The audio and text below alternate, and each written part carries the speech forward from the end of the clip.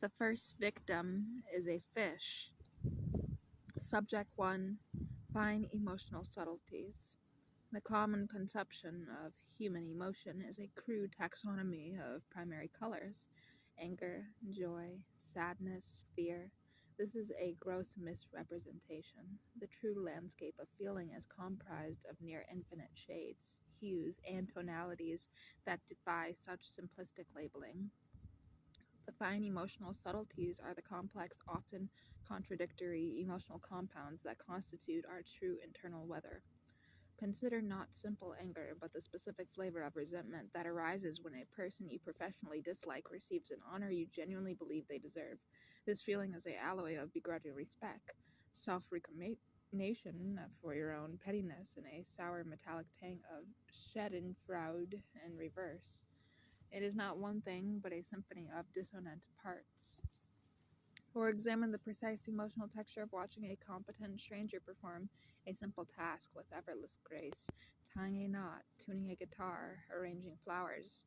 The feeling is not mere admiration, it is a complex of aesthetic pleasure, a minor melancholic awareness of your own clumsiness in certain domains, and a profound quiet appreciation for the unheralded expertise that permeates the world.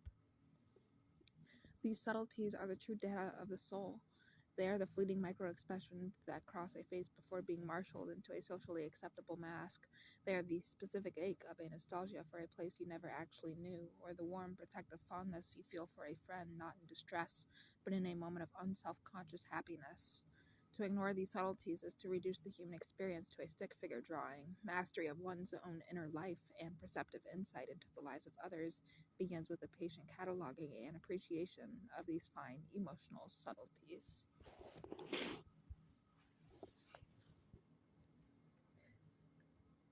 Subject 2. Fish in a strange sea. This concept describes the profound and often paralyzing state of disorientation experienced when an individual is removed from their native context and plunged into an environment with alien rules, unspoken codes, and incomprehensible social currents. It is a metaphor for radical displacement. The fish is any person whose learned competencies have been rendered null. Their instincts are wrong, their navigational tools are broken. The water itself has a different chemical composition. The strange sea is the new milieu, a foreign country, a different socio-economic class, a new corporate culture, or even an unfamiliar family dynamic into which one has married. The primary symptoms are a heightened anxious sensory awareness coupled with a crippling cognitive uncertainty. Every sound is too loud. Every glance seems to carry a judgment one cannot decipher. The individual expends immense psychic energy simply trying to parse basic interactions: a purchase at a market, a greeting from a colleague, the accepted pace of a conversation. They are hypervisible due to their otherness, yet feel utterly invisible as a person, reduced to a stumbling stereotype. This is not a simple case of shyness.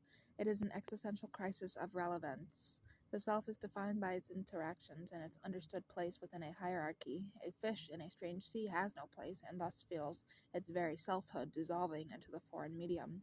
Survival depends not on immediate mastery, but on the slow, painstaking process of learning the new tides, the predator signals, and the safe harbors, all while fighting the deep biological urge to flee back to the familiar waters of home. Subject 3. Die of stupidity. This is not a diagnosis of a lack of innate intelligence. Rather, it is a stark descriptor for a specific category of catastrophic failure, where the root cause is a willful, almost militant disregard for foundational principles of reality, consequence, or decency. To die of stupidity is to be hoist with one's own petard of ignorance, arrogance, or negligent thought. The concept manifests in multiple arenas. In the personal realm, it is the man who, after years of deceit and emotional neglect, expresses genuine, wounded surprise that his family has left him. He dies a social and emotional death of stupidity. In the financial world, it is the speculator who leverages everything on a trend that violates all historical data and basic economic sense, believing this time it's different. He dies a fiscal death of stupidity. In the grand scale of history, it is the empire that clear-cuts its forests for agriculture, failing to comprehend erosion and climate change, thereby sowing the seeds of its own famine and collapse. It dies a civilizational death of stupidity. The tragedy is that the path to ruin is often clearly signposted.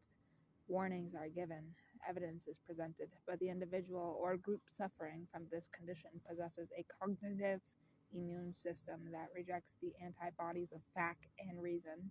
The death is therefore not a mere accident, it is the inevitable conclusion of a sustained choice to engage with the world in a fundamentally irrational and self destructive manner. It is a suicide pact signed with the pen of foolishness. Subject 4: Whale blubber. A concept representing something that was once a vital, necessary, and central resource for a society or an individual, but which, through progress, changing values, or shifting circumstances, has become obsolete, cumbersome, and vaguely repulsive. It is the relic of a former mode of survival that now merely weighs one down. Historically, whale blubber was rendered into oil for light and heat. It was the bedrock of certain economies and the enabler of daily life. Now it is a symbol of a barbaric and outdated industry, a greasy, foul smelling substance with no place in the modern world. Psychologically, whale blubber can be a set of beliefs one was raised with, the thick insulating layer of prejudice or dogma that kept one's worldview warm and secure in childhood, becomes in adulthood a heavy, rotting burden that prevents engagement with a more complex and nuanced reality. In a professional context, it is the legacy system or the "this is how we've always done it" process that was once the company's lifeblood but now stifles innovation, requiring immense energy to maintain while providing diminishing returns. It is the skill set that was once prized but has been rendered irrelevant by new technology. The central conflict regarding whale blubber is the emotional attachment to it. It represents past sustenance, past successes. To cut it away feels like a betrayal of one's history, and the exposed state without its insulation is terrifying. Yet to continue carrying it is to be anchored to a corpse, slowed by the putrefying remains of a past necessity. The choice is between sentimental attachment to obsolescence and the difficult, clean break required for forward motion. Subject 5: Aristocrats' hauteur. This is not merely snobbery or arrogance, it is a specific cultivated posture of detached superiority that functions as both a shield and a weapon. The aristocrat's hauteur is a performance of inherent unassailable elevation, designed to create distance and assert dominance without the vulgarity of a direct confrontation. It is communicated through a repertoire of subtle signals, a slight wary tilting of the head when listening to a perceived inferior, as if straining to hear a faint and not particularly interesting sound, a vocabulary that is not necessarily complex, but is delivered with a precise, chilled enunciation that highlights the listener's coarse or speech patterns, a gaze that seems to look through a person, registering them as an object rather than a subject. The hauteur is not necessarily tied to birth or title. It can be adopted by anyone in a possession of perceived superiority: the tenured academic, the celebrity artist, the corporate titan. Its purpose is to preemptively neutralize challenge. By establishing a vast, silent space of implied superiority, it makes any critique from a lesser person seem impertinent and irrelevant before it is even uttered. The individual employing this hauteur is often deeply insecure, protecting a fragile ego or a questionable position with a facade of unshakable confidence. The performance is so effective, however, that it can intimidate others into acceptance and compliance. It is a form of psychological armor polished to a mirror shine, meant to reflect back at the observer their own perceived inadequacies. Subject 6: Claustrophobic. While clinically referring to a fear of confined spaces, the concept of the claustrophobic extends to any situation, relationship, or psychological state that generates a visceral sensation of being trapped with dwindling oxygen and no visible exit. It is the panic of constriction, applied metaphorically.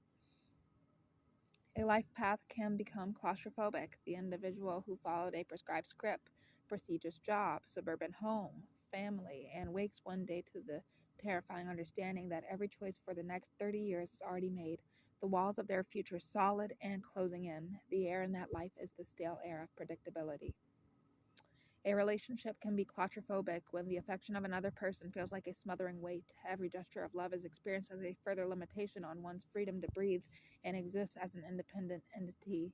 The partner's needs become the walls of the room, their expectations the locked door. Intellectually, an ideology can be claustrophobic. It provides all the answers, but at the cost of walling off any new questions. To remain within it is to be safe but stifled. To question it is to risk being cast out into the terrifying open. The claustrophobic sensation is the body's rebellion against the spirit's confinement. It is a primal alarm system screaming that the environment, whether physical, social, or mental, is no longer sustainable, that the oxygen of possibility is running out, and escape is the only imperative. Subject 7. Inhibitions in the psyche. Inhibitions are the psychological structures, the internal brakes, filters, and governors that regulate the raw impulses of the ID, the primal self. They are the accumulated sum of social conditioning, parental admonitions, traumatic lessons, and absorbed moral codes. They are not inherently negative. They are the civilizing force that allows for society to function. Without them, behavior would be chaotic and purely self-serving. However, the inhibitions in the psyche become a subject of study when they are maladaptive, when they are too numerous, too powerful, or misplaced. They are the internalized voice that says, "You can't wait, you shouldn't, that's not done," or "people will laugh," with such authority that it paralyzes action and stifles expression. These inhibitions are like a series of locked doors within the self. Behind one door may be creative expression. The inhibition was installed by a critical third-grade teacher. Behind another may be sexual desire. The inhibition was built by a puritanical upbringing. Behind yet another may be ambition. The inhibition forged by a fear of outstripping one's parents and the guilt that would entail. The individual with a surfeit of these structures moves through the world with a pronounced caution, a constant self-editing, and a profound sense of being watched by an internal tribunal. Life is lived within a narrow wealth police corridor. Personal growth, therefore, is not about acquiring new things, but about the painstaking work of identifying these internal locks, understanding their origin, and finding the courage to turn the key, opening the door to a fuller, more authentic, and often more risky experience of being. Subject 8. Martyrdom defeats.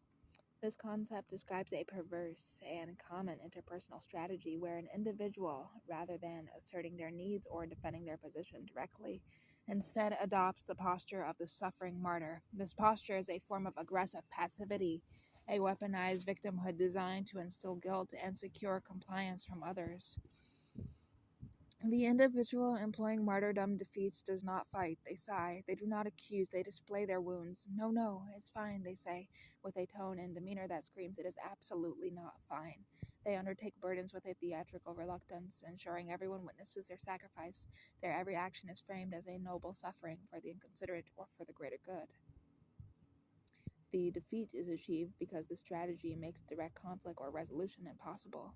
How can one argue with someone who refuses to fight and instead just bleeds emotionally all over the floor? To challenge them is to kick a wounded puppy. To express one's own needs is to add to their immense burden. The opponent is maneuvered into a position where any victory is a moral crime. The martyr wins by losing. They control by appearing out of control. They dominate by submitting. It is a deeply toxic dynamic because it subverts honest communication and replaces it with a manipulative theater of guilt. The true defeat is not for the apparent aggressor, but for the relationship itself, which becomes a stage for a never-ending play of resentment and manufactured suffering. Ensuring genuine connection and happiness are the first casualties. Subject 9. Judged too lightly. To be judged too lightly is to be fundamentally misunderstood. It is to have one's complexity, one's capacity for darkness, one's hidden depths, or one's true potential flattened into a benign, simplistic character. It is a form of profound disrespect disguised as kindness. This occurs when others, for their own comfort, refuse to acknowledge the full spectrum of a person's character. The individual with a fierce, ambitious, and sometimes ruthless drive is seen as merely ambitious. The person capable of profound jealousy and strategic manipulation is written off as a bit moody. The artist with a radical and disruptive vision is patted on the head as eccentric. The injustice of being judged too lightly is that it denies a person all their agency and their power. It is a refusal to take them seriously as a force to be reckoned with for good or for ill. It is to be seen as a minor character in someone else's story, a person of no consequential weight. This can be more damaging than being judged harshly. A harsh judgment, while painful, at least acknowledges your capacity to have a significant impact. A light judgment renders you harmless, negligible. The soul rebels against this. It craves to be seen in its terrifying and magnificent entirety. To be judged too lightly is to be sentenced to a prison of low expectations, a cage made out of cotton wool, from which it is often difficult to escape because any attempt to do so is met with patronizing amusement. Subject 10. Human chameleon, face dancer. This is the individual whose identity is not a stable fixed point, but a reactive fluid performance calibrated to their social environment. The human chameleon or face dancer possesses a preternatural ability to mirror the manners, speech patterns, opinions, and even the emotional tones of whoever they are with. They blend not for camouflage, but for connection, approval, and at its most extreme, for survival. This is not the simple politeness of adjusting one's conversation to a different audience. It is a deeper, more profound shift. With Group A, they are a staunch conservative, their language peppered with the group's specific talking points.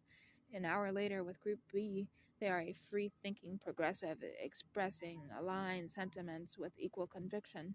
Their true face, if it exists, remains a mystery, perhaps even to themselves. The psychology of the face dancer often stems from a deep-seated fear of rejection and an unstable sense of core self. They learned early that to be loved or simply to be safe, they must become what the other person wants. Their own desires and beliefs were subsumed beneath the imperative to please. The great danger for the face dancer is the eventual erosion of any authentic self. They become a collection of reflections, a hollowed out vessel filled with the personalities of others. The exhaustion is immense, as maintaining a dozen different masks requires constant vigilance.